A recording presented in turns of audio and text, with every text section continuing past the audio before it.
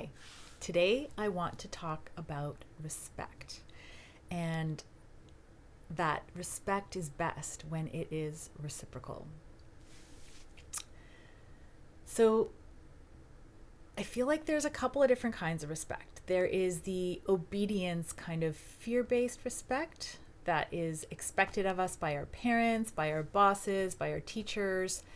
And then there is the authentic, connected respect, where we are in a relationship that feels safe, where we can be completely honest and know that we are going to be able to express ourselves, not necessarily always get everything we want, but we are allowed to be ourselves.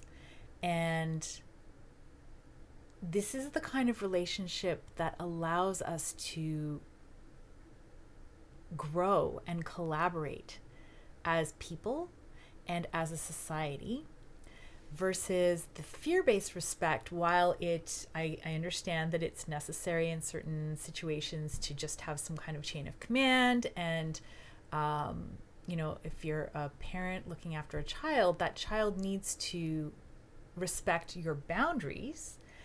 But if they are allowed to express their truth, and their truth is allowed to be incorporated into how you set the boundaries and what you do with your time, it creates a relationship where that person, the person that they are, can flourish. And I think this applies to work situations, it applies to friendships, relationships, political situations, and also the parenting relationship. But it starts with me respecting myself. So if I am a person, so I think power has something to do with this as well. So there's this connected respect that we want to get to, but there's the tendency towards obedience respect. And obedience respect, often it can be with teenagers, it can be wanting to fit in with their friends, not wanting to be ostracized, thinking that there's something wrong with them that they're not able to be honest about.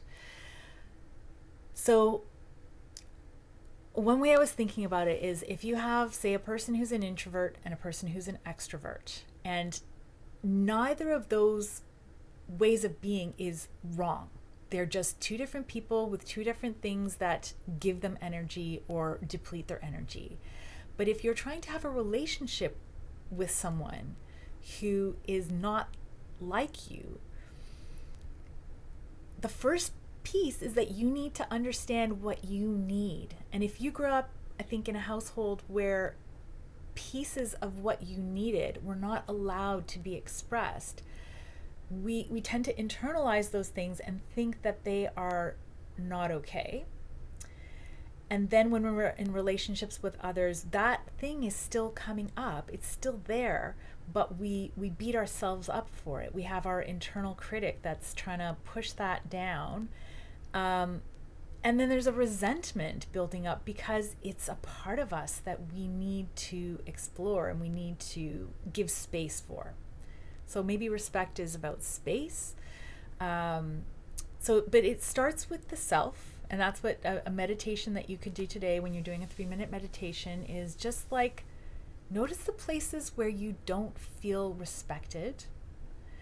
Notice the places where other people are telling you that they don't feel respected.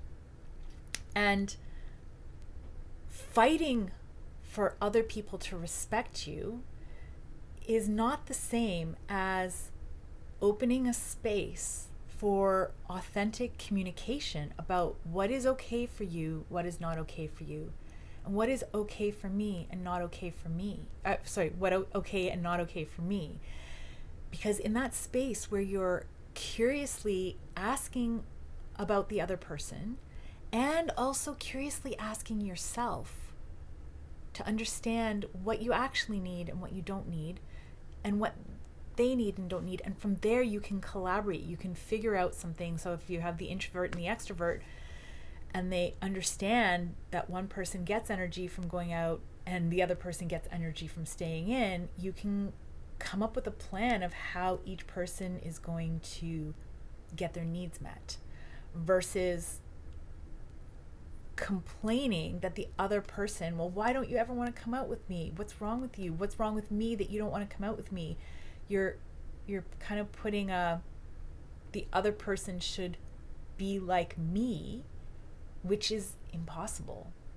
And if the introvert has internalized that there's something wrong with them for not wanting to go out, then you're kind of stuck in this relationship where one person thinks that they're right and is upset that it somehow never goes the way they want, even though they're right.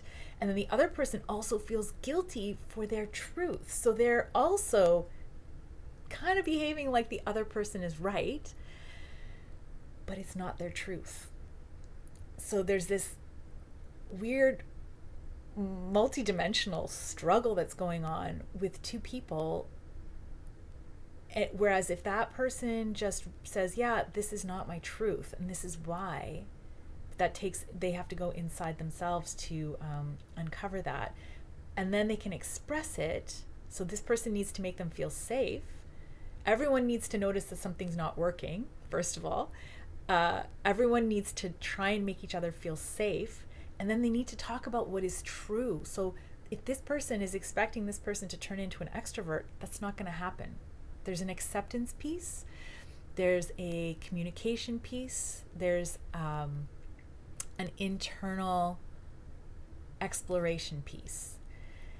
And when each person can reciprocate the respect and the truth, each other's truths, you open up the space for some really amazing collaborations, connections, and authentic expressions.